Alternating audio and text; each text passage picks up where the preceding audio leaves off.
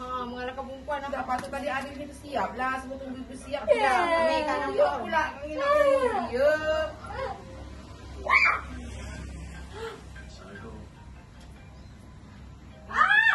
Cepat lah Muzaffar. Kipas kat sini ada tak? Kipas kat situ. Tu dia punya instruction tak lagi ke? Ayah, kenapa tak pakai tanjak? Enggak, ayah kenapa tak pakai tanjak? Tak, itu pakai ayah.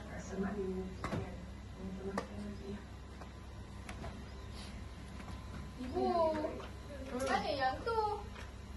Yang ada dua tu. Dipinjam ni Kak Zana, Cik Lee tak pulang-pulang. Dah setahun sama aku sampai terlupa. Ibu, nanti mau ada post tau.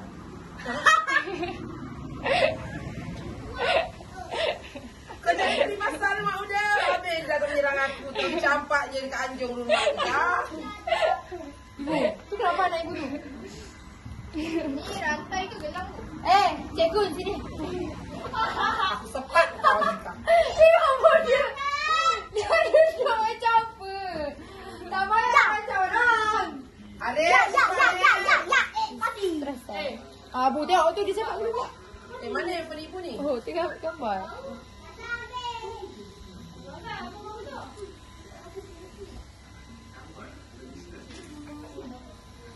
Bila yang lain pun dah pakai tu.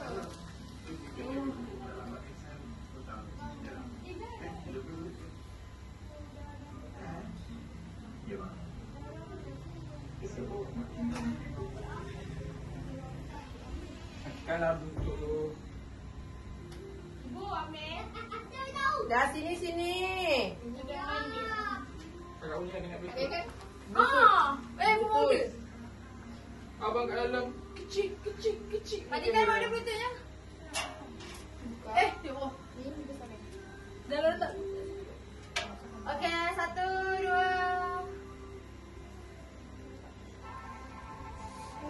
Abang cepat nak pakai baju.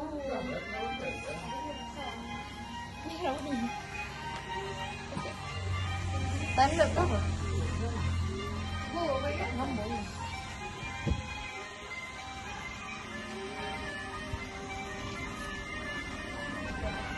Dia orang terbalik je man.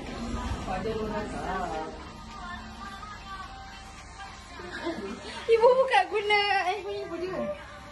Cepat dia salam.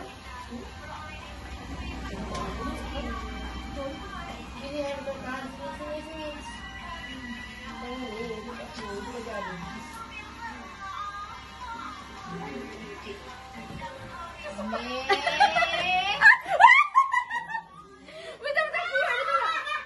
Oh, patutlah ada main phone kat sana.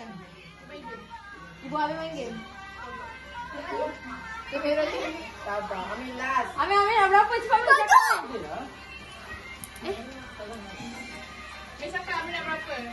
Nak buat apa? 200 nak bicat. 200. Bukan beli betulkan Ya, Nabi. Rasa menggadaikan duit nyawa.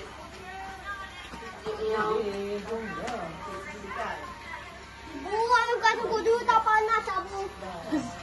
Tadi dia lepas sangat.